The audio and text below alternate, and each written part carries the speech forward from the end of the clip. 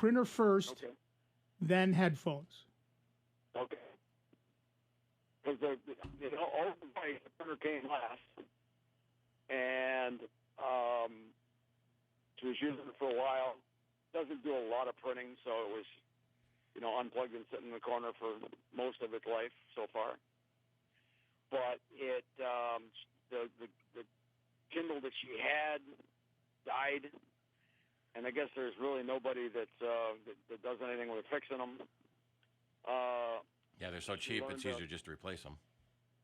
She learned a tough lesson about having things saved on the Kindle that she should have had written down. But I'm just Dad.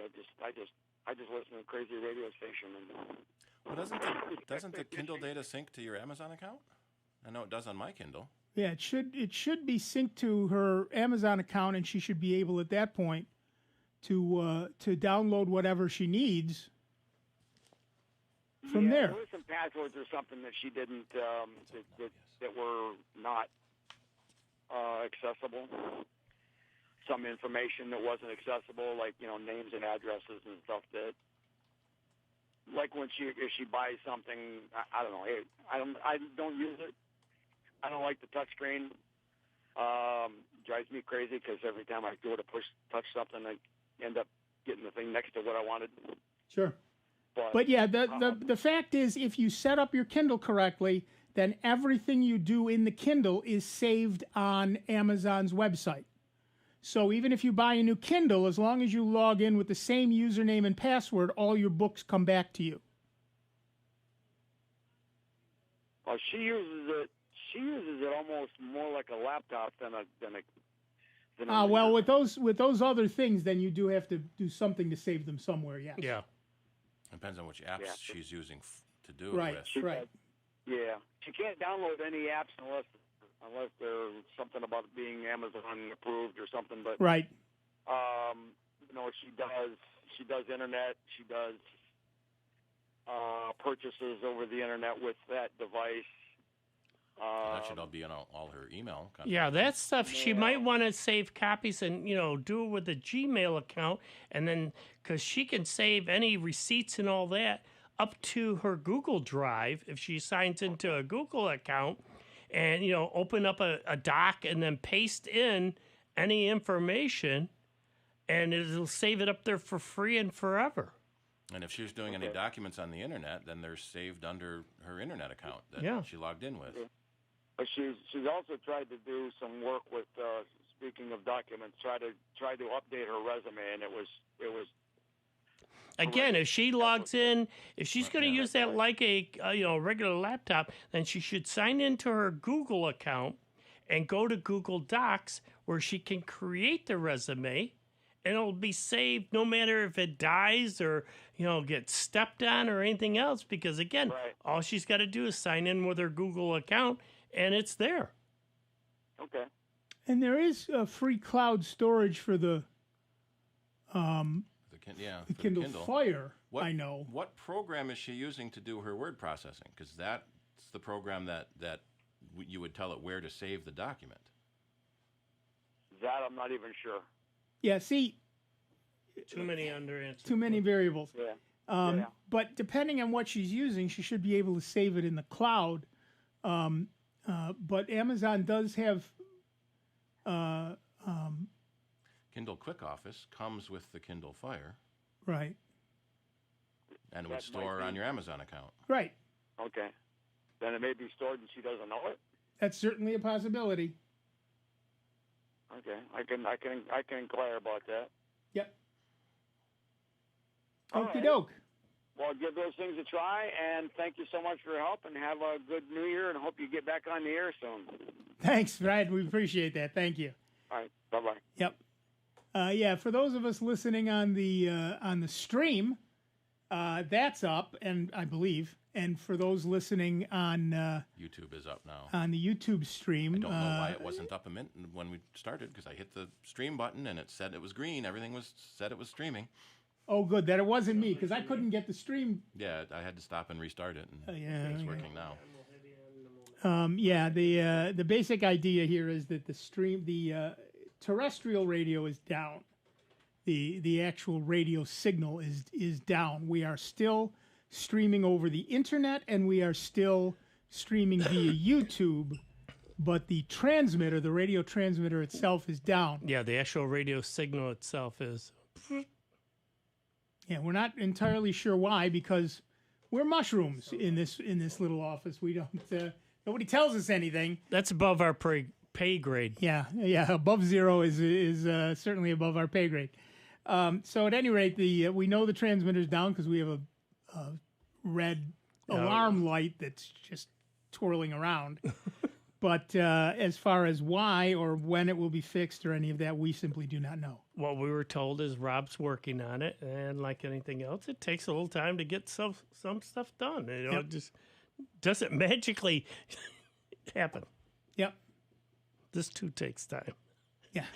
Well, like we've said for a long time, it's the same with computing.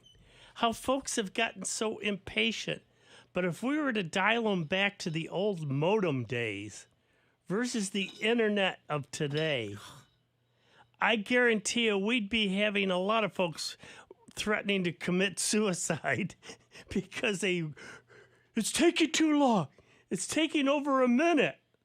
Hey, we used to wait 5 minutes just to get connected sometimes and get on into a bulletin board. A lot of TV shows are still using the modem, screech, screech, boing, boing noise to indicate you're connecting to the internet. Yep. Yeah, I mean that's my ringtone, by the way. Oh yeah.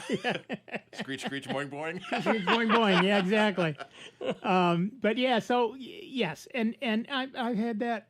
My daughter was over for the holidays, and she kept being amazed at how fast my internet connection is compared to hers.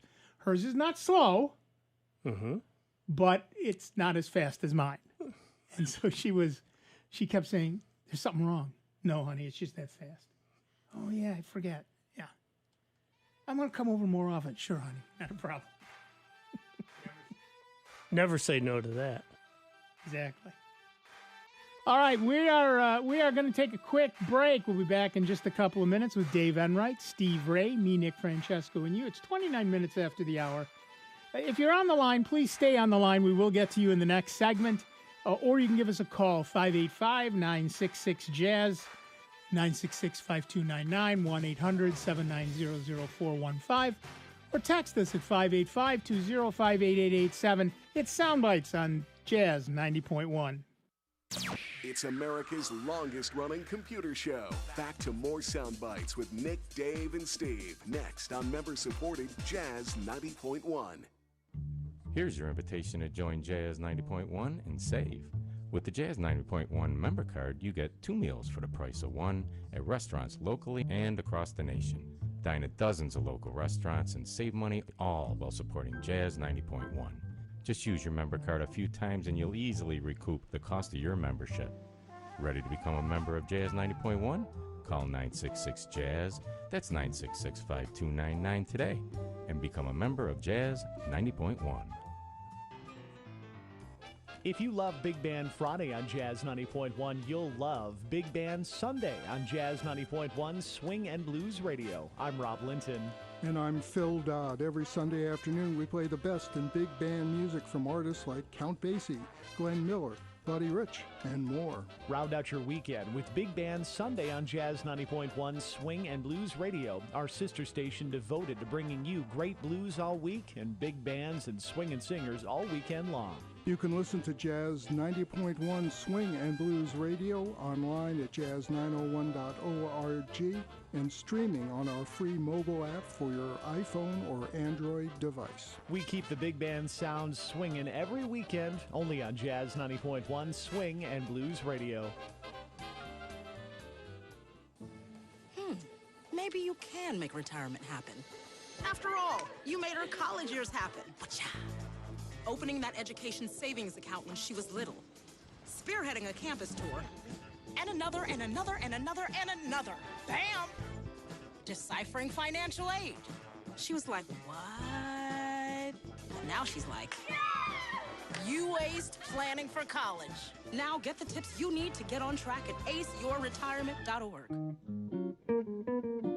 Hey everyone, this is Dan Gross. For most of my professional life, I've had the privilege of recording concerts at Bop Shop Records. Now, I have the privilege of sharing them with you right here on member-supported Jazz 90.1 every Tuesday night at 8 p.m. In this curated series, we'll present shows ranging from straight-ahead jazz to contemporary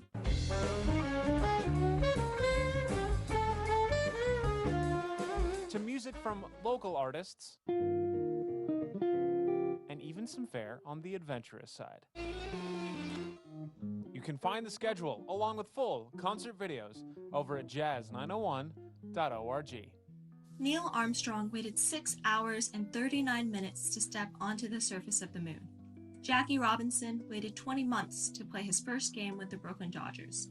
And even DiCaprio had to wait 22 years to win an Oscar. You can wait until your destination. Don't text and drive. Visit StopTextStopWrecks.org. A message brought to you by the National Highway Traffic Safety Administration, Project Yellow Light, and the Ad Council. Ready to become a member of Jazz 90.1? It's easy to do and it feels so good. Just call 966-5299. That's 966-JAZZ. Or pledge securely online at jazz901.org. And remember to check if you work for a company that matches donations. This could double or even triple your pledge. Anytime is a good time to become a member of Jazz 90.1. You already know it's smart to listen to Jazz 90.1. And now you can listen to Jazz 90.1 on smart devices, such as your Amazon Echo. Just say, Alexa, play Jazz 90.1. And she will. 90.1, Jazz 90.1, WGMC from TuneIn. To learn more, visit jazz901.org. And now for some breathtaking research on pufferfish. This is Sandra Tsinglow with the Lowdown on Science. Pufferfish famously inflate into spiky spheres that are difficult for predators to eat. To do so, they swallow huge amounts of water. Their super stretchy stomachs expand like water balloons. It's assumed that the fish hold their breath by shutting down their gills the entire time they're bloated, for up to 20 minutes. Oh, really? Australian researchers Georgia McGee and Timothy Clark took a closer look. They put wild-caught puffers in individual containers with oxygen sensors. The sensors measured oxygen levels in the water continuously, so any decrease reflected the occupant's real-time oxygen consumption. After noting each fish's normal breathing rate, they startled it. Boo! Predictably, each fish puffed up. But then, its oxygen consumption skyrocketed. This means that the fish somehow huff and puff more when they're inflated. Indeed, they consumed about 5 times more oxygen than usual. So you can scratch breath holding off the list of amazing pufferfish tricks. Sorry, folks, if you find that news, deflating. The Lowdown on Science is produced by LDOS Media Lab in partnership with the University of California Irvine Science Communications and 89.3 KPCC. On the web at LOHDOWNonscience.org. Your smartphone just got a bit smarter. Text your computer questions now on our new text line. Text 205-8887. That's 205-8887. Here's the latest Jazz 90.1 weather forecast. Cloudy and breezy with some rain early on today. The rain should taper, possibly ending as a stray flurry or two later this afternoon. The high temperature in the upper 30s with that breeze busy out of the west. Mostly cloudy for the night tonight. The wind relaxes a bit. The overnight low temperature in the upper 20s. For tomorrow, look for a cloudy sky. Some light snow will develop into the afternoon. Then it will change to rain. The breeze will be busy out of the southeast. The high temperature in the mid-30s. I'm meteorologist Josh Nichols for Jazz 90.1. And currently right now we've got overcast skies, 33 degrees out at the airport and 36 here at member-supported Jazz 90.1. Hi, this is Scott Ferris. Join me every Wednesday night from 6 to 8 on member-supported Jazz 90.1. Welcome back, everybody. I'm Nick Francesco. I'm Dave Enright. And I'm Steve Ray.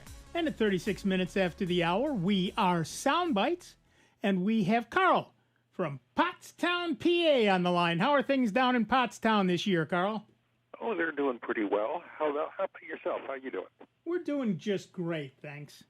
We have rum balls, and we haven't even started them yet. Sounds good. We're working out our technical issues. Yeah. So what's up? Well, I have a little problem I need your help with. Recently, I've been having a keyboard delay problem on my Windows 10 machine. I'll type something, let's say it's an email I'm typing, I'll type a few keys, I won't see any letters on the screen, I sit back and wait a few seconds, then the letters appear. But they don't always appear properly, even though I might only hit a letter key once. The letter might appear twice on the screen. So there's the delay, but then there's also the error of appearing what I didn't actually type, because letters are being doubled. So I looked into how to fix this using Google. It said turn off filter keys. Well, that's off. It said go into the settings and run the keyboard troubleshooter. I did that. It didn't find any problems. I ran the system file checker. One thing I did not do that it told me to do is update the keyboard driver. And so far, nothing has worked. And the problem doesn't occur all the time. I never know when it's going to happen. Is this by any chance a wireless keyboard? Yes, it is a wireless keyboard. Batteries? He asked. I haven't thought about that, but maybe I should try that. We have run into a problem on the Mac community with the key travel on recent Macs is so short of a distance that a speck of dust under the key can prevent the key from going down, or it can, in essence, cause the key to repeat itself because it's pushing on the mechanism that starts the key typing. You might want to try some compressed gas and blow out any crumbs that might have gotten into it. Yeah, but I would absolutely change that, change those batteries. Start there. Okay, I think I already tried that in effect, even though I didn't change the batteries. Now it's coming back to me. About a week ago, I replaced the wireless keyboard with a wired keyboard, and it did the same thing. So I don't. Oh, all right. Yeah. Then if that's the case, then I would worry about your driver. Yeah. Although, how would that have changed? I would also worry about something going on in the background. Have you been looking at your background processes and seeing what's taking up your CPU? Yeah, maybe some process is running wild and it can't respond as fast to the keyboard as it wants. Yeah, that's a good idea. I should try that. I did look at it, but I forget exactly what it said. I'll look at it right now, and I'll let you know what it says. It says CPU usage 100. Oh no, it's dropping. It was 100%. Now it's down to 40%, but that's still kind of high. You want to go to the process list and see which process is using the CPU. The other thing is, oh man, when you see your process is at 100% and then suddenly it drops down, what that says to me is that you've got a virus. Something noticed you looked at your processes and then shut itself down? Exactly right. So my suggestion is dance the security tango, clean up your machine. It sounds like you've got something going on there. Yeah, something's in there. Okay, I'll give that a try. Let me see. Is there anything else? No, I guess that's about it. All right, thank you for the help. All right, good luck and Happy New Year. Happy New Year. Bye-bye. Yeah, that's the answer I hate to give. Yeah.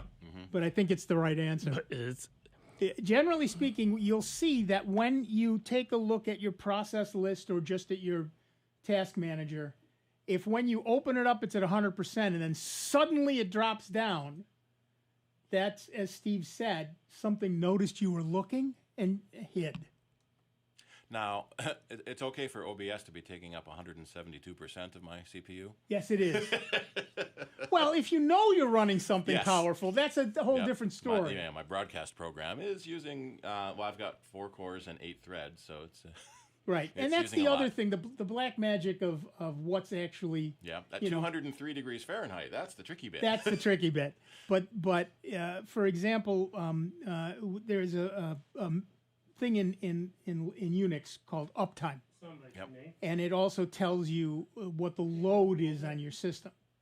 But if your load is at 1, that means you're using 100% of 1 core. If you've got 4 cores or 8 cores, then you can go up to 8 before you start really bogging down. I've got 3 numbers after load. One is right now, 5 minutes ago, 10 minutes ago. 8, 5, and 4.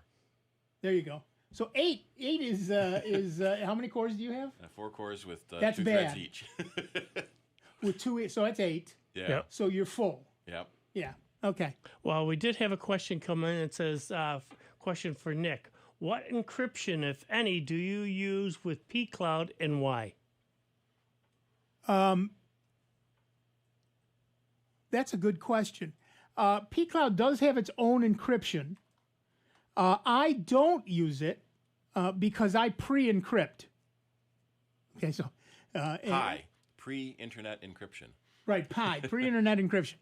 So I pre-encrypt all my stuff, so when it goes up to pCloud, it's already encrypted. But pCloud does offer an encryption service, which is very high-end and very good. So if you're not pre-encrypting, then you're using the pCloud encryption is probably a very good idea, certainly. It depends. Look, we've been saying this forever. Who do you trust? If you trust the people at pCloud, then you don't have to worry about it. But if you don't trust the people at pCloud, and honestly, why should you? You should either pre-encrypt or use their encryption, which happens at your machine, and then is a pre-encryption of its own. And pCloud offers client-side encryption, where it's encrypted before it gets to their server. They say zero knowledge. I'm trying to see their list to see who holds the key, because it's great if it's encrypted, but if they have a key, then they can read it. They say zero knowledge, which implies you hold the key. Yeah. Implies, but right. But that's why I pre-encrypt. Yeah. And then what program do you use to do that? I wrote my own. Of course in you Python. Of course I did. Was there any doubt? 1024 key, by the way. So Windows has BitLocker, but I don't know if I trust Microsoft's security. What was the what was the one that just went open source? I don't know. I'll find it. Oh, one thing I had to do between Christmas and New Year's, this last fudging update to Windows. Yeah. Yeah. I had to literally wipe my machine out. It got so slow, snails could run faster than the Windows machine was going. So I literally wiped it out, started fresh. And again, for me, it's no big deal because all my stuff is up on the cloud. Right. I mean, the only other program I use is the Quicken for that. So I installed that. Boom. I was up and running. But, man, what a mess. And I totally trashed that because I hate Microsoft constantly using us as testers. And that's basically what we are. And it's like, you know what? Get away. I turned off any of the updates because, I want to block them all. No, I want control of that. Sure. VeraCrypt.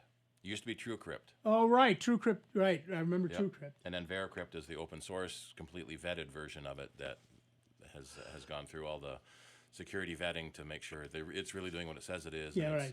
It's really good. Right. Okay, back to the phones. Our next caller is Bob from Henrietta, New York. Hi, Bob. What's up? Good afternoon. I've got the same problem your prior caller had with the delayed typing. My own suspicion is it's something to do with spell check. Oh, interesting. That could be. Mm-hmm. Have you tried turning off spell check and see if that speeds it up? Well, I usually encounter this in Firefox's browser, so yes, I've tried to do that, and it doesn't happen all the time, so it's hard to troubleshoot something like that. But I haven't noticed it while spell check is off. How interesting. So maybe that's an issue with the hard drive. It's having trouble reading the dictionary file. Well, spell check's got to go over the internet, doesn't it? No. Not necessarily. Depends on what spell check you're using. Well, yeah, most of them have the dictionaries are loaded on your local computer. Right, so that they're faster. Yeah. Well, that was just my own little pet theory on that, but I do encounter it. It's probably not a virus because the machine that I'm seeing it on is not Windows. Yeah.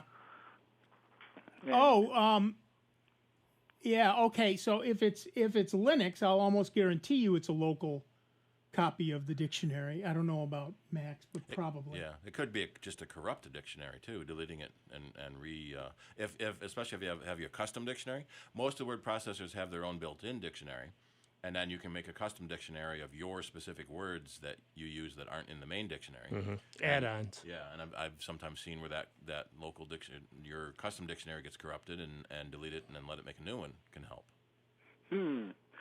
Well, I just noticed that his description was exactly what I'm getting, and that was my pet theory on it. Interesting. What operating system are you using? Ubuntu. Okay. Yeah, that definitely uses a local dictionary. Yeah, interesting. And what I didn't ask him is what program are you using? Firefox. So it's in Firefox, not in a word processor. I very rarely use a word processor. Okay, interesting. So yeah, that would be something to do with. Do me a favor, try it in Chrome. I don't have Chrome installed. Okay, well, I don't care. Usually they come with Dillo or something else installed.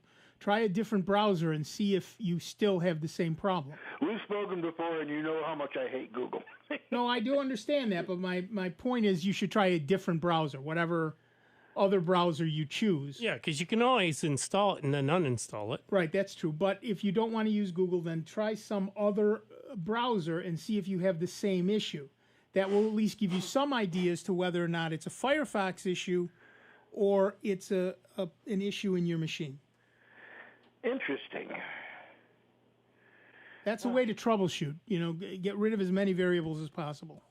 The whole thing's running in a VM anyway. Right. All right. Well, I just thought I'd bring that up.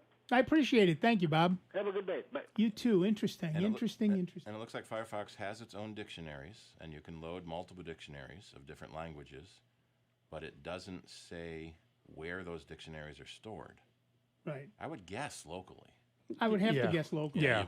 You could download, if you're adding a new dictionary, it probably downloads it from Firefox, but then it would store it locally. Right. It would just take too long to. Well, that's constantly. The thing. Almost all of them use a local dictionary simply because of the time.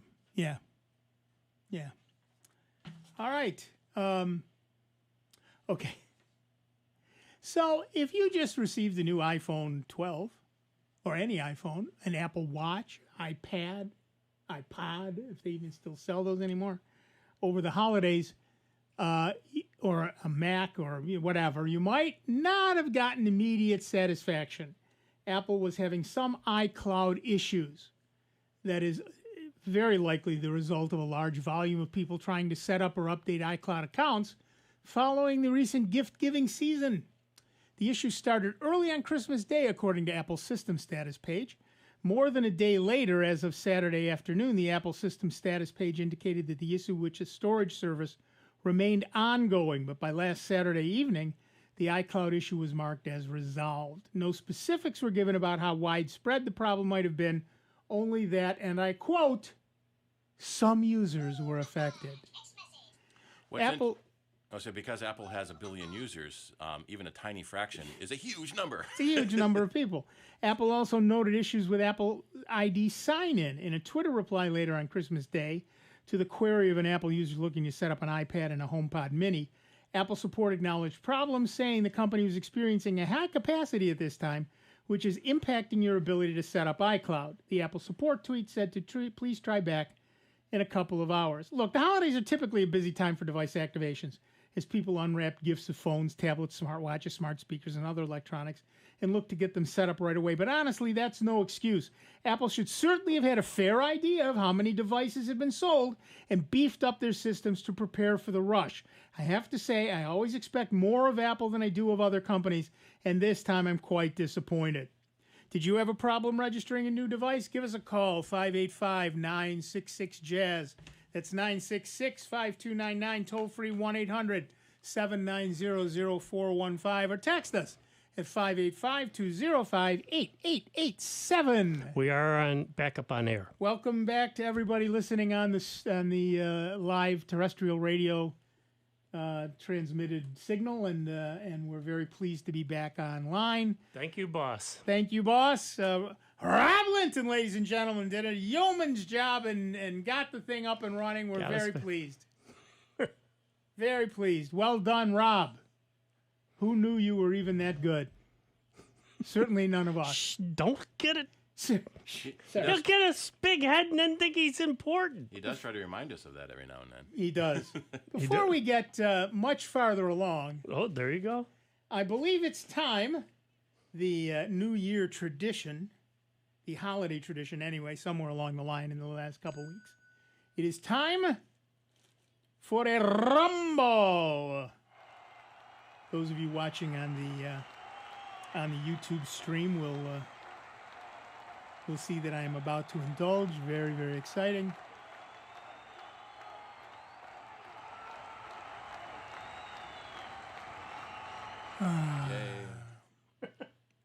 I realize this is not great radio, but I don't care. It's delicious. They've been fermenting for a while. Yes. Yes, they clearly have.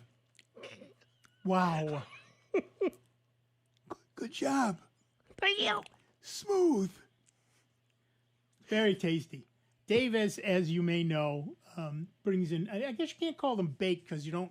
No, you don't bake them at all. Actually bake them, but makes rum balls. And every year he brings us rum balls, which I believe is the only reason my daughter comes to breakfast the next morning. Oh, really? Shirley asked about him last week. There you go. And She was and especially here we upset when we didn't have a show last week. Yeah, right. What about the rum balls? I did not. I sent those, and I had to protect those because we sent some. My wife has family out in the West Coast, out in Arizona, and her son is up in Minnesota. Minnesota? He's up Michigan, or I forget which state. But anyways, he calls and goes, "You got any more of those rum balls left?" We go, "Nope." Because evidently he went through them pretty fast. Because we sent out, a whole thing of cookies and everything else. Because, I do up all kinds of cookies. And, of course, the rum balls are sort of the topper and that type of stuff. And he was looking for more. And Sandy goes, "Are these all spoken for?" I go, "Yep, don't touch them." Yeah, because she was going, "Well, we could say," No, these are going to the studio. They've already been promised. He got his. He's got to wait until next year. Oh, well. That's right. Thank you so much, Dave, for protecting those. Our Chandra on the YouTube chat says you can take down the crawl now. Okay. That we're live again. I didn't want to jinx it. Yeah. Yeah, we are back up. We are back on the air live. So certainly we'll be there for the second hour. So that's and you're right. It's 1, 5, and 15-minute intervals. I think I said 1, 5, and 10.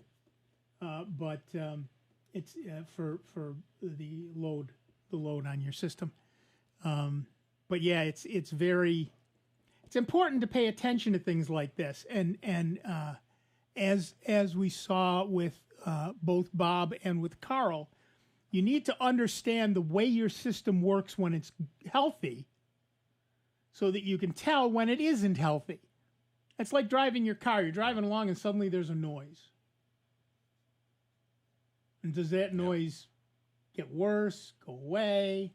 Does it change the way it drives? There's a little yellow light on my dashboard that's been there for like a year. What should I do?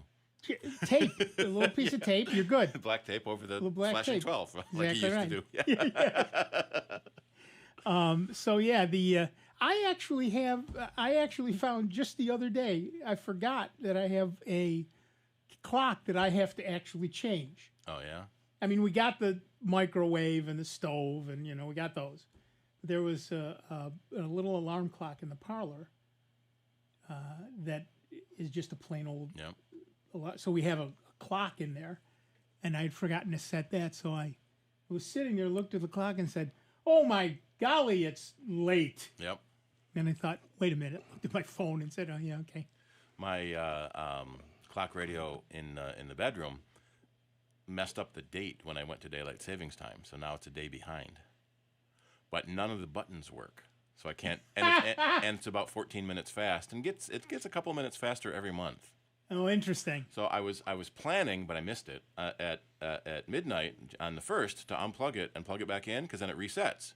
at midnight on 1/1. But we were all caught up on our festivity. We had a Zoom Hogmanay party. Oh, nice. Did you see the Scottish Hogmanay celebrations with the giant drone cloud? No. It was cool. They had drones lighting up and making shapes and spelling out words, and it was really good. If you have a chance, there's 3 parts on YouTube. Yeah. The Scottish Drone New Year. Nice. Check it out. Finding different creative ways to celebrate it.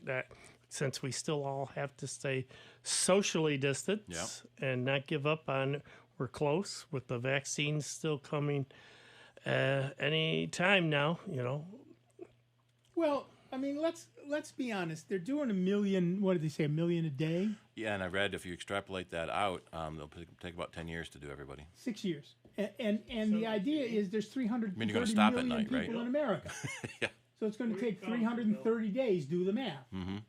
And if you keep going 24 hours a day. If you can do 20, and they can't. Yeah.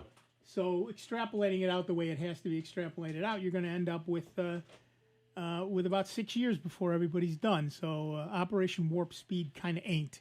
If it took 6 years to get the Enterprise across the galaxy, that would be a problem. Well, like they say, they just got to set up. And, my hats still go off to all those folks that are at the hospitals working countless hours. God bless each and every one of them. They are the real heroes here. They're the folks that are, working, because I've got a niece, she's working double shifts and everything else, and, it's unbelievable, what they have to put up with. I have a number of friends who are doctors and nurses. The number of folks that are still dying to this day. I mean, we're losing more folks, a day than we did in 9/11. That's right. And it's just sad. And, we just got to hang tough, folks. I mean, we're glad we're able to come here to you live each week. But you know what? Still don't give up on your part and stay socially distanced. I mean, and wear the masks, wash the hands, everything else, and keep everybody, because you're not maybe doing it for yourself, but you're doing it for everybody else, to keep everybody else healthy too. Yeah, all these people are dying because most people don't want to be slightly inconvenienced by wearing a mask. I have to, for my work, because of the transportation I'm in, we literally have to wear a mask all the time.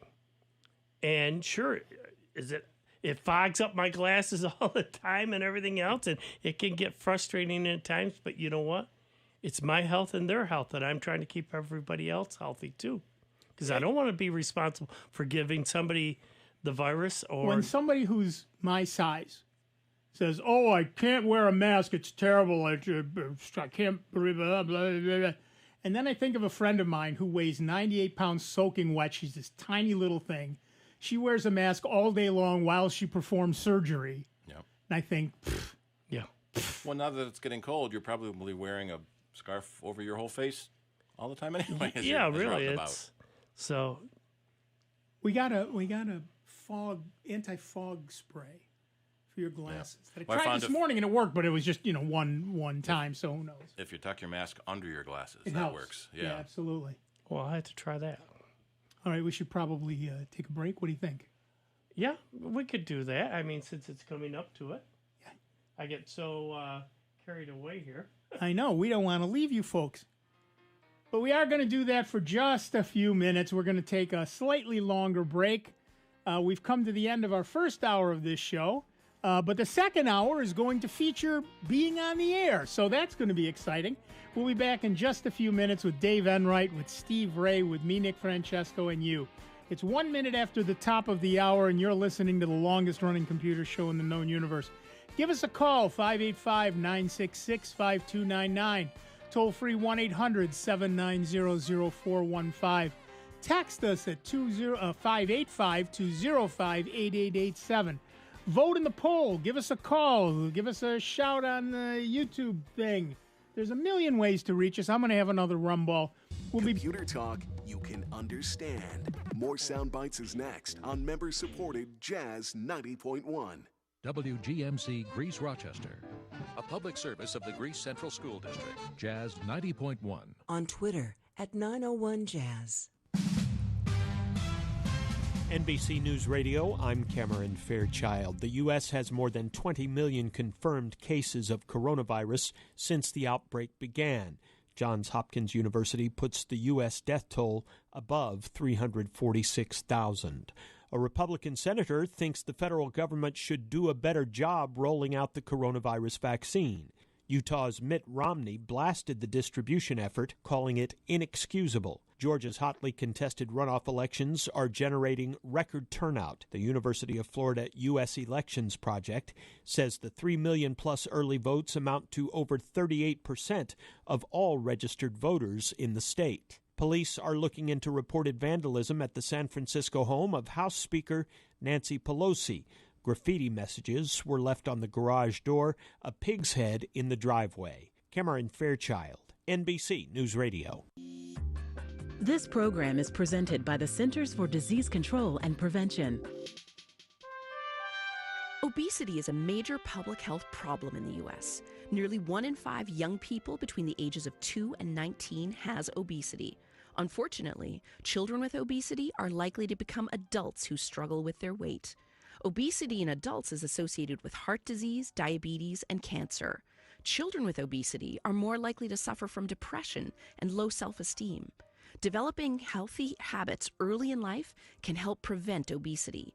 Eat a diet high in fruits and vegetables, drink water instead of sweetened beverages, and get regular physical activity. These are the most effective ways for children and parents to maintain a healthy weight. Thank you for joining us on A Minute of Health with CDC.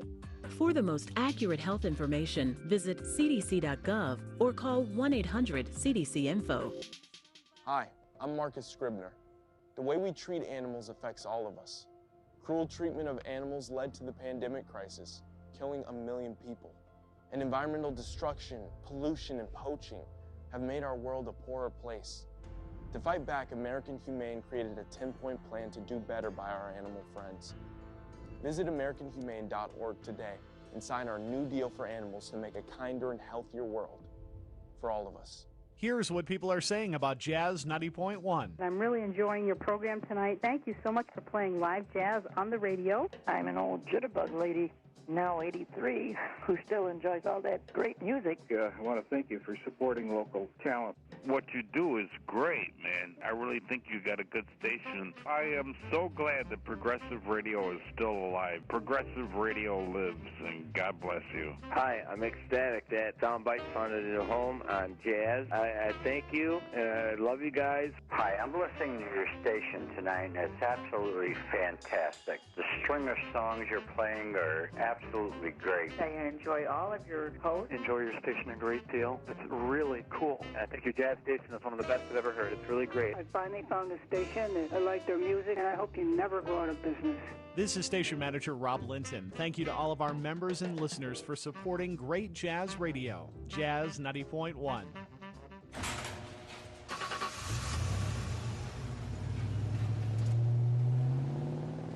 I spend a lot of time in the garage, but even more time in the rain, sleet, and mud.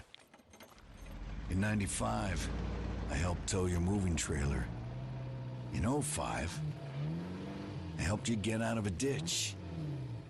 Yeah, I know I'm a bit rusty, and sadly in '09, it was sparks from me, your handy chains, dragging behind your truck that accidentally started a wildfire. Sparks from dragging chains can start a wildfire. Spark a change, not a wildfire. Visit SmokeyBear.com. Brought to you by the U.S. Forest Service, your state forester, and the Ad Council. Only you can prevent wildfires. It's nice to know that even in times as uncertain as these, some things you can still count on. Like tuning in right here to catch the top albums of the week, new music features spotlighting the latest releases, and conversations with the artists making it happen. Join me, Kyle LaRue, alongside the bass man, Marcella Shepard, for the Cool Jazz Countdown, Mondays at 6 a.m., here on member-supported Jazz 90.1. Maybe you can make retirement happen. After all, you made her college years happen. opening that education savings account when she was little, spearheading a campus tour, and another, and another, and another, and another. Bam! Deciphering financial aid. She was like, what? But now she's like, you aced planning for college. Now get the tips you need to get on track at aceyourretirement.org. Hello, I'm Jay Daniels, inviting you to join us this week for a journey of musical discovery from Simply Timeless.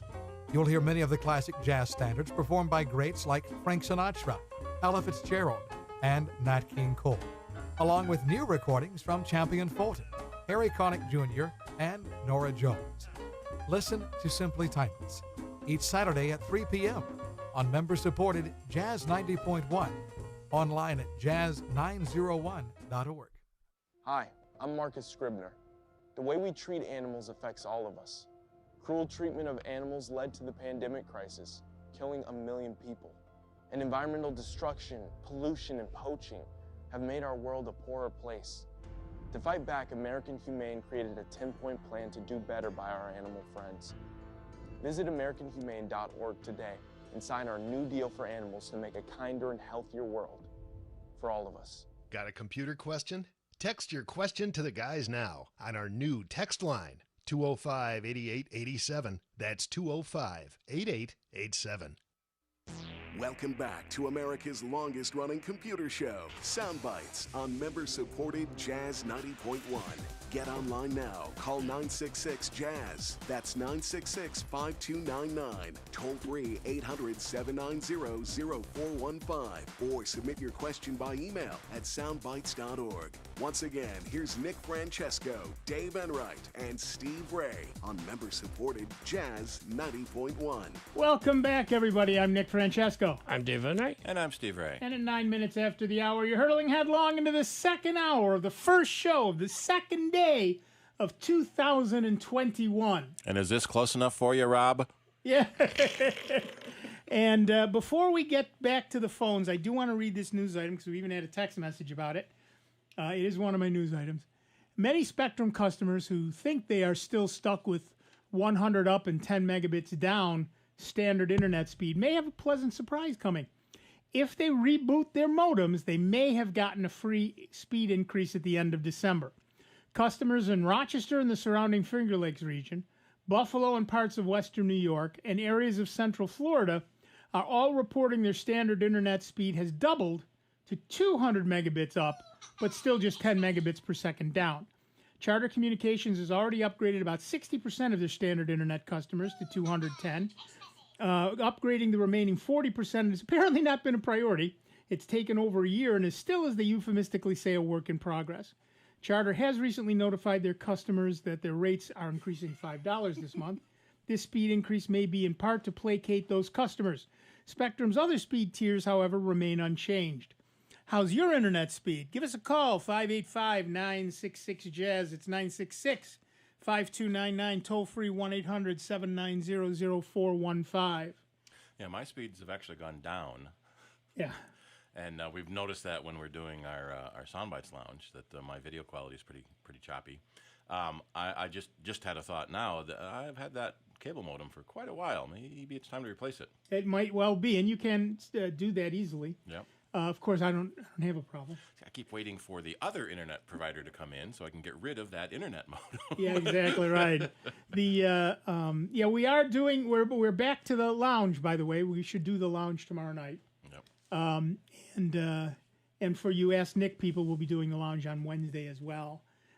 So those will be back up and running. Thank you for your patience while I took a little time off, and we all took a little time off for that. But let's get back to the phones. Our next caller is Bill from Arundecoit, New York. Hiya, Bill. What's up? So I have a Dell computer that has 100 gigabyte solid state drive and I think a 1 terabyte normal hard drive. And the solid state drive is starting to fill up. And I see I have a user folder that has about 30 gigs of it together. Can I move some of that over to the D drive from the C drive? Well, it depends on what's in the user folder. If it is, in fact, your regular user folder, that is to say with your desktop and your documents folder and all that stuff, then yes, you should be able to move all that over. But then you have to tell Windows you've moved your user folder. Right. You'd be better off just taking some of the contents of those folders you don't use anymore or as much and move it to the other drive. Okay, so I have it open here now. So this would be in app data is where I would find most of it? App data you shouldn't touch. That's Microsoft's internal stuff. Okay. Is there a folder in there with your username in it? Yeah, it's users detail. Yeah, I got it. So Okay. I have that open, and the list is like 3D objects, app data, contact, desktop documents. Yeah, you've got your invisibles turned on, and so you're seeing the app data folder, the 3D objects folder, things that you not generally see because the hidden stuff. Right, because Windows is trying to protect them because they're necessary. Sure. Okay. But anything in the other folders, desktop documents, If you pictures, turn off hidden, you can pretty safely move anything like documents and all that stuff. You can move those over to there. Then it depends on what you use for your word processing, et cetera, et cetera. But let's say you use Microsoft Office. In Microsoft Office, in the settings, you can go say, where should you save stuff? Oh, okay. And then you can set it to the documents on your D folder. Now, of course, if you do backups, you got to make sure you're backing up your D drive. Right, to save all that. And by if you do backups, I mean you darn well better be doing backups. Yeah, because all the programs should be just on your C drive. C drive, and then any other information, photos, and all that stuff, put that on the D drive because that's not used on a daily basis as opposed to your programs. But the advantage is that the SSD is so much faster. You want to keep everything on the SSD. So your other option is to replace both the drives with an even bigger SSD. Yeah, but the two SSDs.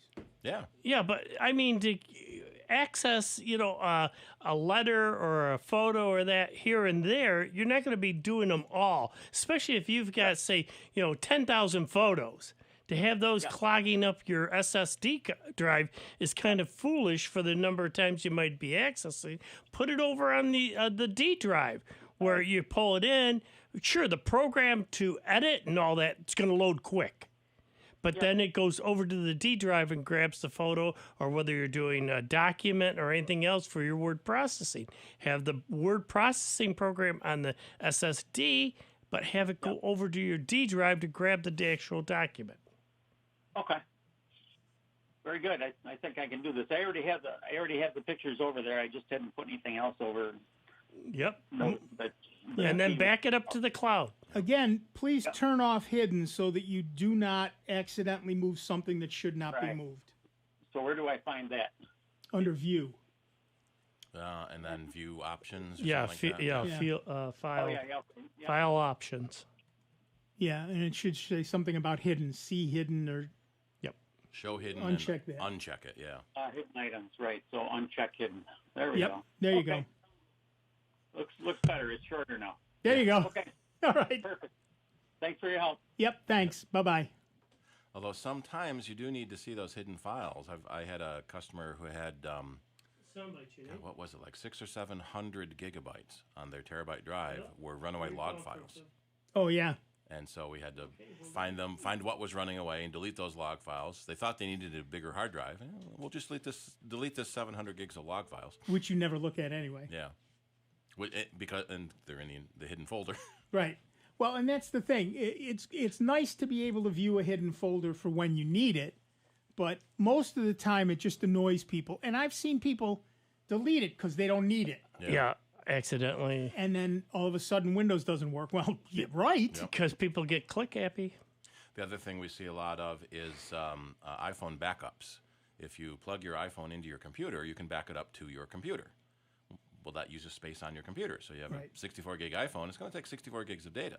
Right. And if you, over the years, if you've had several phones, we've had people's hard drives are filled with these backups that are 3, 4, 5, 10 years old.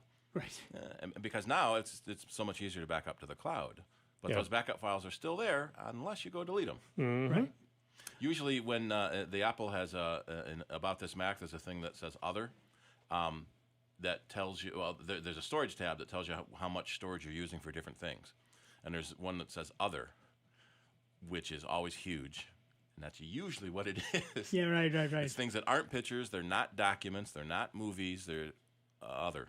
You're right. Everything else. The other stuff. Well, to show how dumb Windows is, once I did the fresh install on my Windows machine, I kept getting this warning error. You're running out of space on your OneDrive. So I figured, huh? I went over to it. There wasn't a darn thing on it. I finally turned everything off and then removed it. It's like, you dumb thing. Yeah. Dumber than a bale of bricks. Well, they would love for you to pay for more storage. Well, Microsoft Office defaults to saving stuff on your OneDrive. Right. So if you just click Save and OK, put it on your OneDrive. Yeah, no, I throw everything to my Google Drive. Everything goes to Google Drive. And I'm not using that much space because I use the photos for the free photos. And all the documents that I use. Yeah, see, you still have that because you're using a Pixel phone. Yeah. Yep. And I. That's my T-shirt today. Any documents, spreadsheets, or anything else, I do on Google Docs. Sure. I have totally gone away from using any Microsoft Word processing and everything else. Matter of fact, that ticked me off because it actually did put on Office. I think it was because of the version. It was 2013 version. I went to open up one of my spreadsheets. It said, no, you're in protected view. Oh, yeah. What? And I tried to get it out. I said, the heck with this. I used Revo Uninstaller, got rid of it all, went back to Google Docs, opened it up. Everything works fine. Yeah. I've got tens of thousands, hundreds of thousands of documents and pictures and stuff up on Google, and I'm only using 2.6 gig of my 19 gig. Yeah. It's like most of it's free space. Anyway, back to the phones. Our next caller is Phil from Rochester, New York. Hiya, Phil. What's up? Hi. I love your show, guys. I just had a quick question about switching over my, I believe it's a compact desktop that's about 10 years old over to the, the Google Chrome from Windows 10 Edge. I'm inheriting this desktop from a relative who got a laptop, so I want to clean it out and put it on Chrome. Is that something I can do? Yes and no. Here's the deal. It depends. It depends. I would. Okay, so you cannot put Chrome itself on it easily. There is a company called Neverware, Neverware, Neverware, who has a product called Cloud Ready, and that essentially turns your Chromebook, turns your old laptop into a Chromebook. Now, there's two things about that. First, there's good news and bad news and good news. The good news is it works really well. The bad news is it may not work with a 10-year-old compact. I don't know, but I'll get to that in a minute. And the other bad news is right now it's not a full Chromebook.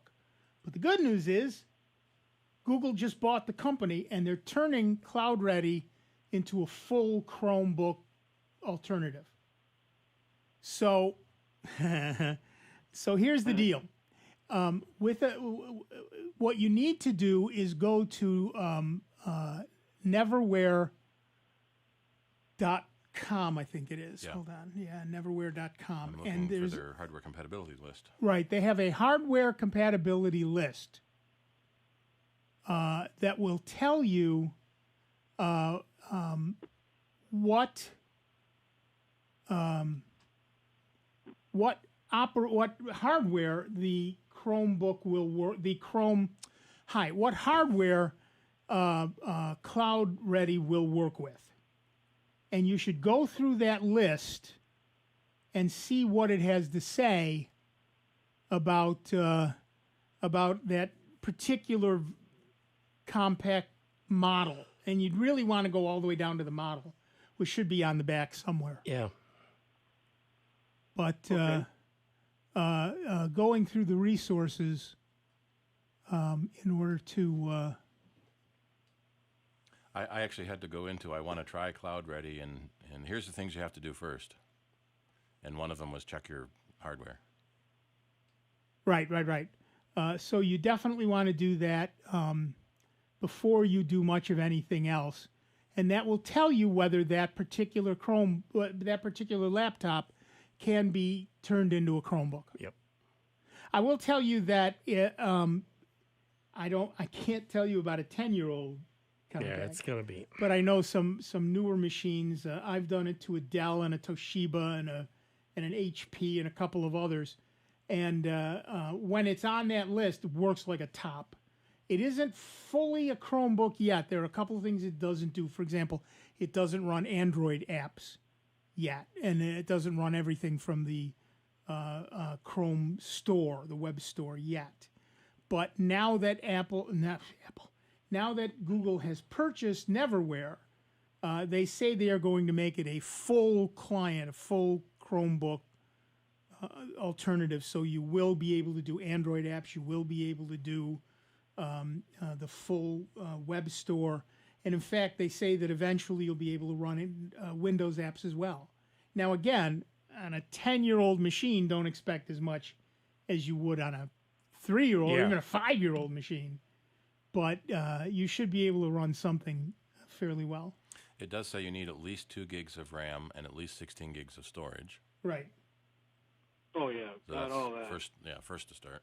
Right. So as long as you've got those things, take a look at the list and see what you're able to do. So there are 3 versions: the Enterprise, Education, and Home version. And of course, you'll want the Home version. And one of the things you could do is definitely test your critical requirements. Is your device certified? Test your network compatibility, and all of those things. So, and to install it, you just need an 8 gigabyte or larger USB stick, 20 minutes for the installer, and you're on your way. Okay. You're still there? I have Spectrum right now for internet, and I'm changing the green light as soon as it's available in my area. Yeah. Well, no, by checking your internet connection, they mean what actual radio do you have in your system in the particular laptop you're talking about? The Wi-Fi controller. Right. What Wi-Fi controller do you have? Right. Well, it's actually a desktop. Okay, same thing though. Or you're going to plug it in wired, and that's fine. Yeah, I would love to plug it in wired if I could do that. Yeah. I mean, I've always had it that way until I moved, and now I'd guess the Ethernet I drivers only would have be Wi-Fi access. more common than Wi-Fi. Yeah. Okie doke. All right. Well, thank you very much for your information. I love your show. Thanks. Good luck. Let us know how it works for you. Well, I got your number. I'll be calling you back. That's what we like to hear. Thanks, Phil. Bye. Yep. Yeah, lots of people are actually looking at the option of turning old laptops into Chromebooks. Yep. That, like I said, will become even more desirable and useful once Neverware is fully integrated into Google. Right now, like I said, there are a couple of things that don't work terrifically well, but those will be fixed as time goes on. All right, well, let's go back to the phones. We've got about 5 minutes to talk to Pat from Batavia, New York. Hiya, Pat. What's up? Hi, guys. How are you doing? And Happy New Year. Happy New Year to you. Well, I am actually starting out the new year fairly happy. I got a Toshiba Fire TV. Oh, nice. Controlled by Alexa. And after getting most of the things set up, I decided to try to figure out how to work with Alexa. Call her Alaska so that we don't set off people's yeah, sorry, right. devices. Yeah. So the A thing, yeah. I won't say it again because you'll remember it. Yeah. I can go from I should mention I have a satellite, DirecTV. If I'm on DirecTV, I can say the word and then say watch a Netflix show. But I can't haven't figured out yet how to get back to the satellite.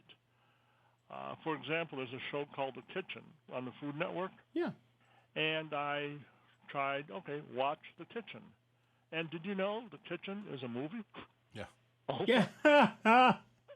Yeah, unfortunately, now again, I don't have a Fire TV, so I can't say quite how you do that, but you need to read the directions on how to get Alaska to also control the Fire TV. Should be doable because Fire TV is an Amazon thing. Mm-hmm. Right. It should be just switching the input. You might have to say, switch to HDMI 1 to go back to the satellite or connection. Switch to Fire TV. Or switch to satellite, or switch to something like that. Okay. Yeah, because I tried change satellite and it didn't recognize that. But I suppose I could try. Okay, the other thing is... Well, I see a couple here, A word, switch to satellite, or watch channel name on satellite, or tune to channel number on satellite. It sounds like you answered the question I was getting ready to ask, which is, if I wanted to find a place where they had some suggestions, what would I look for? What would I look at? Steve will put a link to what he just found. Okay. It was just on Tech Hive. Let me find a generic. Give him a few minutes. He'll get something up on the website. Voice commands. Okay, very good. Thank you. I'll watch for it. And great show as always. And I'm glad you're enjoying the rum balls. Oh, I'm looking forward to my second one. I'm pacing myself, but I am looking forward to my second. Yeah, one an hour, so you can metabolize it. That's exactly right. Yeah, you have more control than I do. So Thanks, Pat. That's why they let you on the radio and they don't let me only for 5 minutes at the end of the half hour. So. Yeah, there you go. Thanks. Okay, guys. Bye now. Bye-bye.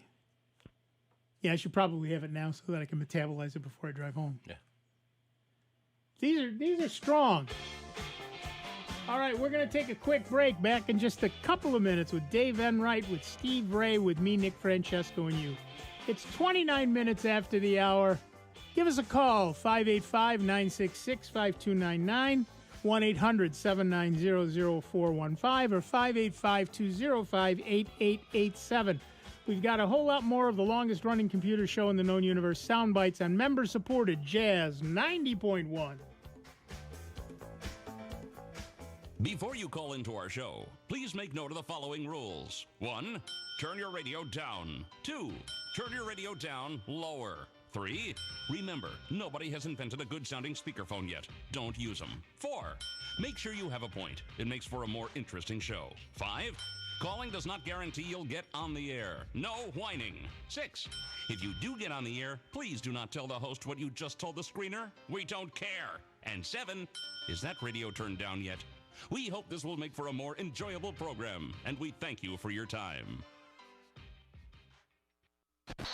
Online 24 hours a day, 7 days a week at soundbytes.org. More with Nick Francesco, Dave Enright, and Steve Ray next on member-supported Jazz 90.1.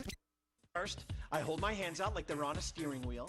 Then I look over my shoulder. 1, okay, cool guy. 2, 3 times. Next, I put it in reverse. Meep, meep, meep. Then I take it up and down, up and down. And that, kiddos, is called the forklift. Dance like a dad. It's a great way to make a moment with your kids. Now that's dancing. Sure beats flossing. Visit fatherhood.gov. Brought to you by the U.S. Department of Health and Human Services and the Ad Council. Official WGMC contest rules are available online at www.jazz901.org. Neil Armstrong waited 6 hours and 39 minutes to step onto the surface of the moon. Jackie Robinson waited 20 months to play his first game with the Brooklyn Dodgers. And even DiCaprio had to wait 22 years to win an Oscar. You can wait until your destination. Don't text and drive. Visit StopTextStopWrecks.org. A message brought to you by the National Highway Traffic Safety Administration, Project Yellow Light, and the Ad Council. Here's what people are saying about Jazz 90.1. Where my car radio is hardwired to Jazz 90.1. This is great. I really enjoy your show. I like Dinah Washington, Sarah Vaughan. Just keep doing it. It's really nice. It really is. Hi, this is Lauren from Fairport. I'm just calling to say I enjoy all of your hosts. Enjoy your station a great deal. It's really cool. I think your jazz station is one of the best I've ever heard. It's really great. I must say you guys are doing a great service to the jazz lovers of Rochester. I wanted to thank you for that. I just discovered your station about a month ago, and I just love it. I finally found a station that I like their music, and I hope you never go out of business. Thank you very much. If you want to support Jazz 90.1 a lot, but your budget says only a little will work, there is a way. It's called the Jazz 90.1 Jazz-O-Matic membership. You can support Jazz 90.1 with a monthly gift of $10 or more, while enjoying the many great thank you gifts that we offer. Jazz 90.1 will deduct that amount automatically every month, and should your circumstances change, you can cancel at any time. Support Jazz 90.1 the way you want to, without bruising your budget, Jazz-O-Matically. For more information on becoming Jazz-O-Matic, call 966-5299 or pledge online at jazz901.org. At the YMCA, people are the foundation of who we are and who we have been for nearly 170 years. You are the why. And even though the why may look a little different right now, our commitment to you remains as strong as ever. So stay with us. Stay connected with your why. Stay connected with each other. Reach out to your local why today and stay with us for a better us. Neil Armstrong waited 6 hours and 39 minutes to step onto the surface of the moon. Jackie Robinson waited 20 months to play his first game with the Brooklyn Dodgers. And even DiCaprio had to wait 22 years to win an Oscar. You can wait until your destination. Don't text and drive. Visit StopTextStopWrecks.org. A message brought to you by the National Highway Traffic Safety Administration, Project Yellow Light, and the Ad Council. Your smartphone just got a bit smarter. Text your computer questions now on our new text line. Text 205-8887. That's 205-8887. And now, a check of your Jazz 90.1 weather forecast. Cloudy and breezy with some rain early on today. The rain should taper, possibly ending as a stray flurry or two later this afternoon. The high temperature in the upper 30s, with that breeze busy out of the west. Mostly cloudy for the night tonight. The wind relaxes a bit. The overnight low temperature in the upper 20s. For tomorrow, look for a cloudy sky. Some light snow will develop into the afternoon. Then it will change to rain. The breeze will be busy out of the southeast. The high temperature in the mid-30s. I'm meteorologist Josh Nichols for Jazz 90.1. And currently right now we got some partly cloudy skies, 35 degrees out at the airport, and 39 here at members-supported Jazz 90.1. Hi, this is Matt Taylor inviting you to join us for Memories in Melody every Saturday morning from 7 to 9 right here on member-supported Jazz 90.1. Welcome back, everybody. I'm Nick Francesco. I'm Dave Enright. And I'm Steve Ray. And at 35 minutes after the hour, we are Sound Bytes. Okay, we have some text messages. First is from Fred, who had some questions about Ask Nick. I'll answer them in the context of telling other people what Ask Nick is, if you don't mind. Ask Nick is my weekly newsletter. Every generally Sunday, I publish the Ask Nick newsletter. This grew out of my newspaper column. When the newspaper decided they no longer needed my services, I realized that people still needed my services. They no longer wanted to pay for your services. That's exactly what that was, but I didn't say that. Yeah. And the idea is that I started this newsletter. It is a subscription newsletter. You can read all about it at my website, asknick.com, and I put this out once a week. If you're and you do have to renew every year. So, Fred, you may no longer be a member if you joined over a year ago. But if you are a member and you're not getting the newsletter, email me at nick@asknick.com, and I'll check to see what the heck is going on, because you should be getting it. And for those of you who keep asking, look, I wanted this to be as easy as possible, so I never asked for a sign-in or password or any of that stuff. But now I'm finding that people want to look at the old newsletters and search things and all that yada yada. So I've actually got a list of all the old newsletters, but you can't get at them yet. So what I'm trying to figure out is the easiest way to get members to be able to get at it without anybody else getting at it. And I'm working on that. I promise you I am. Takes time. I also have about 670 or so questions and answers going all the way back through the old newsletters and through the old column and into the newsletters that are only mildly searchable. I'm not Google, and the search is not up to my standards yet. But I'm working on both of those things. So if you are a member, you will have both of those things available to you soon, I hope. And you may want to check your junk or spam folder just in case they're going in there. We hear that from a lot of people. We hear that from a lot of people. And if it is going into your junk or spam folder, then you can whitelist it. That is to say, this is not junk. I had a customer that their son's email kept going into the trash, and they didn't know why. I didn't know why. I made him a contact, a VIP, a favorite, not junk. And finally, on one of her computers, I found a rule: if the message is from this person, put it in the trash. I guess she was mad at him one day. One day, apparently so. Apparently so. Yeah. All right, we had a text from Gloria. Should I get a Windows 10 machine or a Chromebook? And all I do is email and browsing. All right, Gloria. If for real all you do is email and browsing, a Chromebook will do you just fine. If you do an email and browsing and some light gaming and write a few scripts in Python or whatever, well, Python you could do it with, but if you use the Windows visual coding or whatever, then no. So it really depends on what you do. If all you do is web browsing and email, and your email program is accessible via the web, and Yahoo, Hotmail, all of those, including Google Gmail, are all available via the web. Assuming those two things are true, then a Chromebook will more than suit your needs. She also wanted to know any particular brand. Any particular brand, yes. I will say this. I have owned numerous HPs. They are workhorses. You could forge horseshoes with them. They are as either an anvil or a hammer. They are amazing devices. I have had a Toshiba that lasted me quite a while, and I currently use an Asus and an HP, not simultaneously, one hand on each keyboard. That'd be pretty cool, though. That would be very television. Yeah. But I do use an Asus, and I like that very much.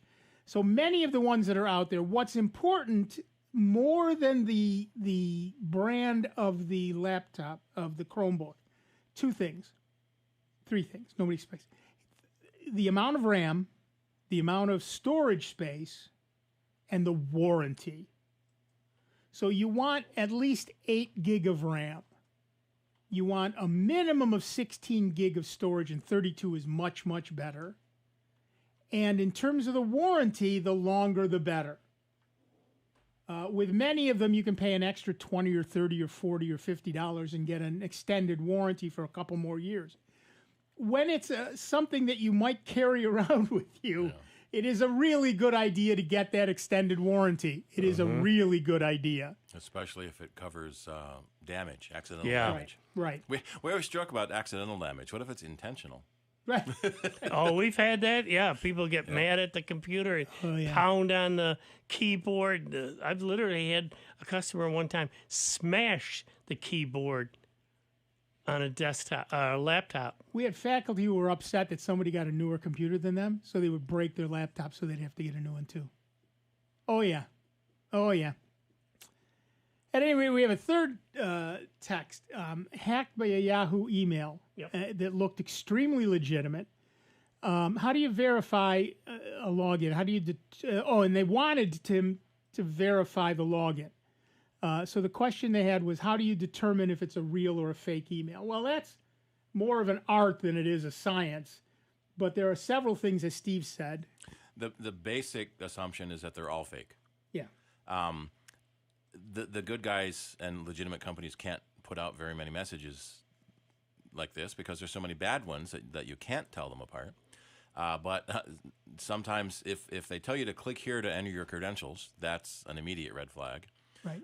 In most email programs, if you point to the link but don't click, it will pop up a little thing showing you the address that click is going to take you to. We had a customer last week that had an email from Chase Bank saying there's a problem with their bank, and I pointed to the link that said chase.com, and it said something dot AU Australia. So it was actually going to a different site. But basically, any of those messages are probably fake, and you should never click the link in the email. If you think there's a problem, or you're worried that there's a problem with your Yahoo account, open your web browser and type yahoo.com yourself. Never rely on any links in email because they're probably fake. In fact, there was a big hack a few months ago. I think was it Garmin? I think there was a person was expecting a message from someone, and they were expecting it to have an attachment, and so they opened the attachment because everything that came from the person it was supposed to, it had the attachment it was supposed to. Turned out someone in the middle had replaced the attachment with a malicious payload. And it cost Garmin, like $60 million in fixes because it was a ransomware attack.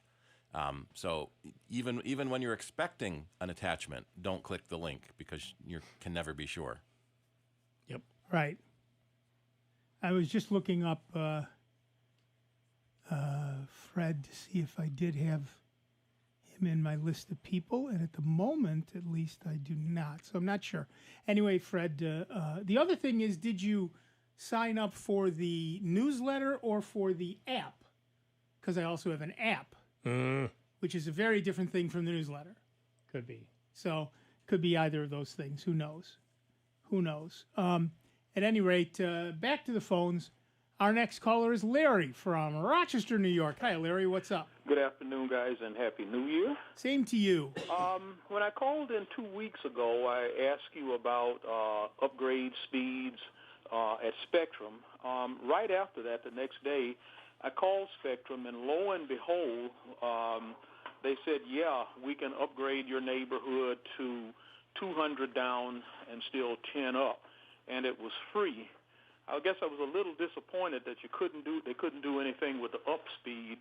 The next tier up, and I don't know if it's available yet, is an extra $25 a month or something like that, which is something I'm probably not willing to pay for.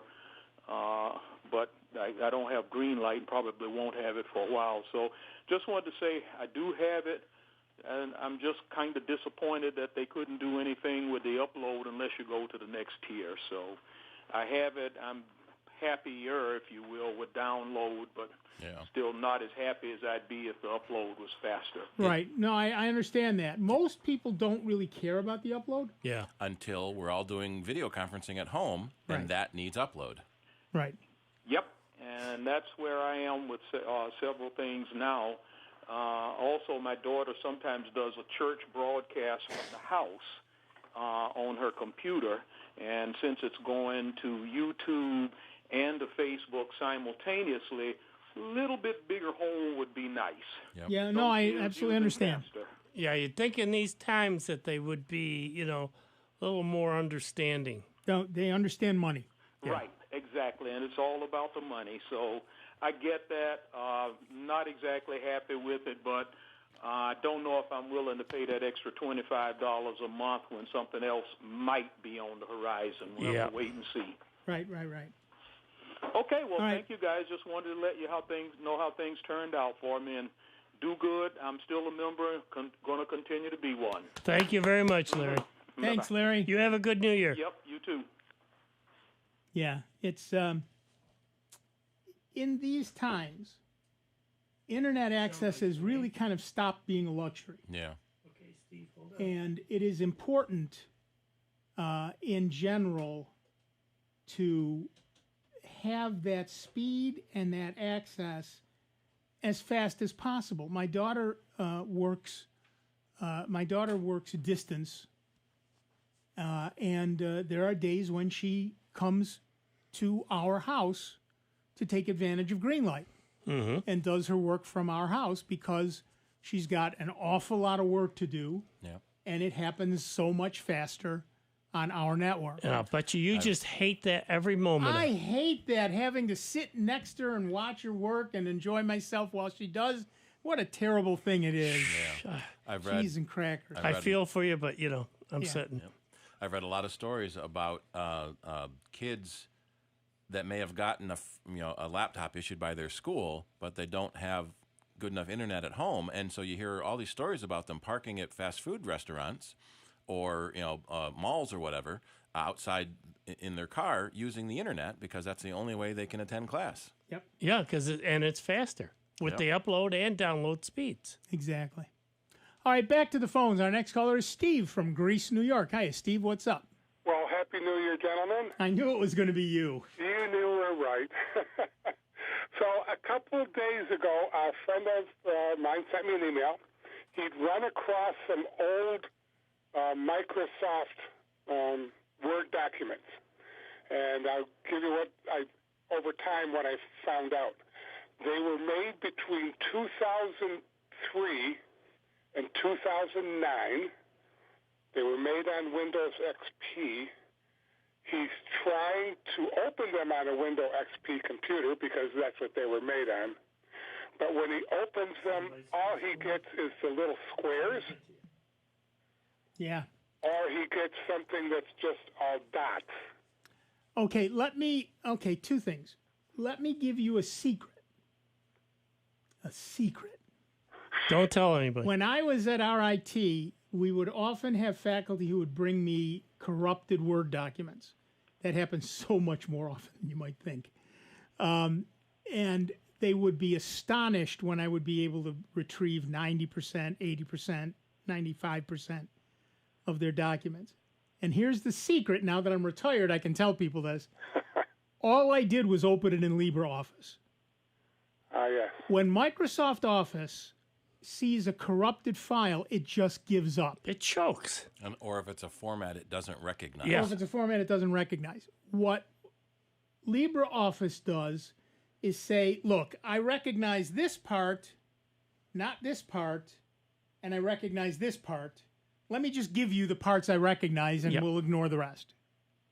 So you get back much more of your document. So if you've got LibreOffice, try opening them with that. You could also try opening them with Google Docs, but I don't know if it does the same thing, because I've never tried that. Okay, I know he's got Microsoft Office now. Can he install LibreOffice and not have it be the default? Yes, the only thing you have to do is well, this is the hard part, read every screen and understand what it's asking. Don't get click happy. Because it will at some point say, do you want this to be your default? And you have to say no. Yep. But as long as you do that, you're okay. It's just like having multiple browsers. You're always asked when you're installing different browsers which one you want to be the default. You can have multiple word processors.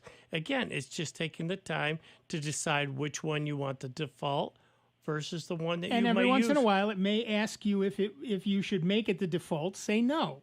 Yeah. Just don't get click happy and you're fine. Should he put those on a thumb drive and transfer them from the XP machine, or can he use LibreOffice on the XP machine? He could, but he'll be a lot happier putting it on a different machine. Okay. Right. And oh, by the way, if you're going to put them on a thumb drive and move them over, before you actually open them, why not do a little antivirus checking on them?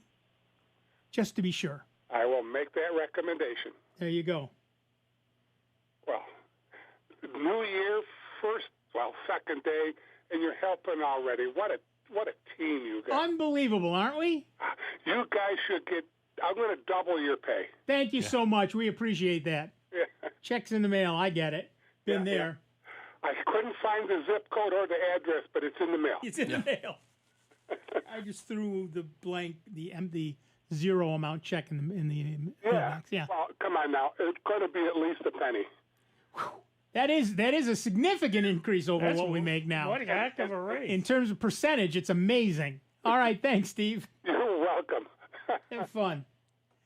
Yeah, that's the big secret, and it works with Word and Excel and PowerPoint.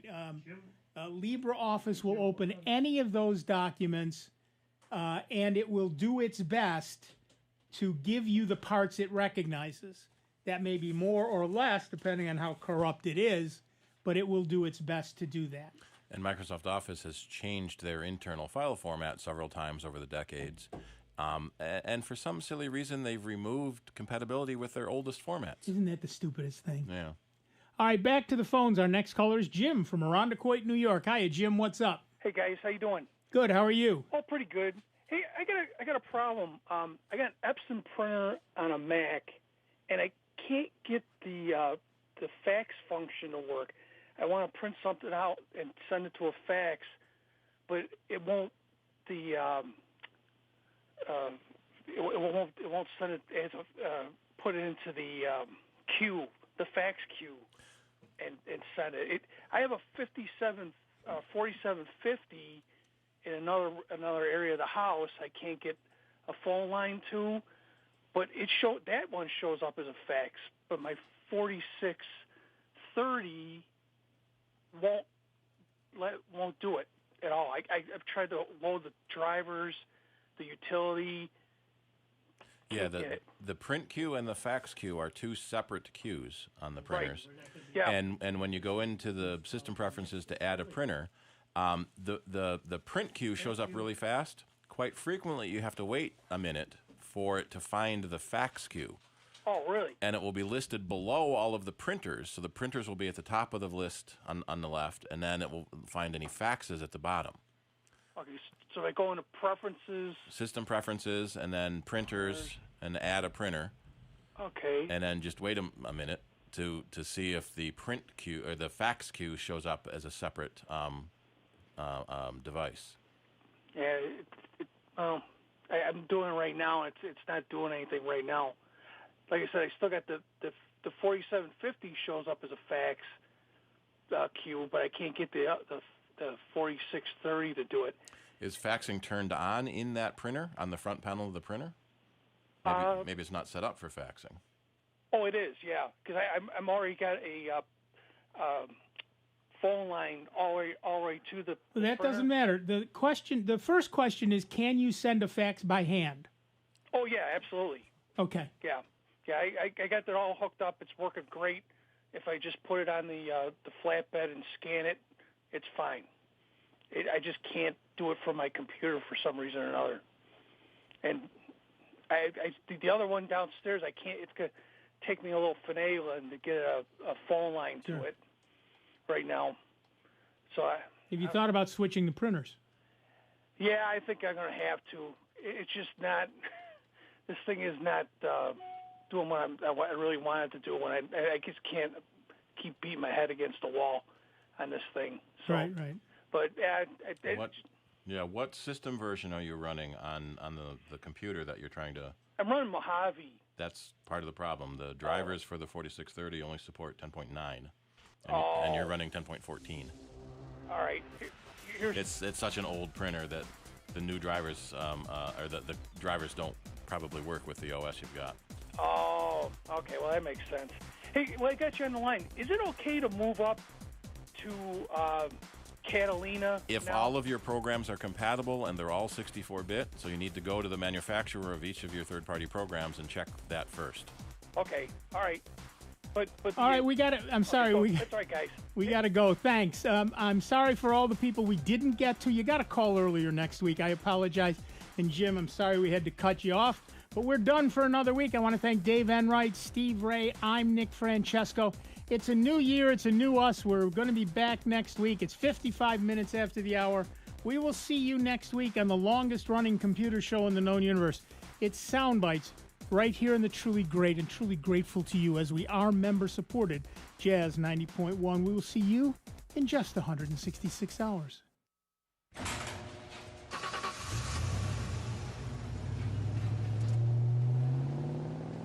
I spend a lot of time in the garage, but even more time in the rain,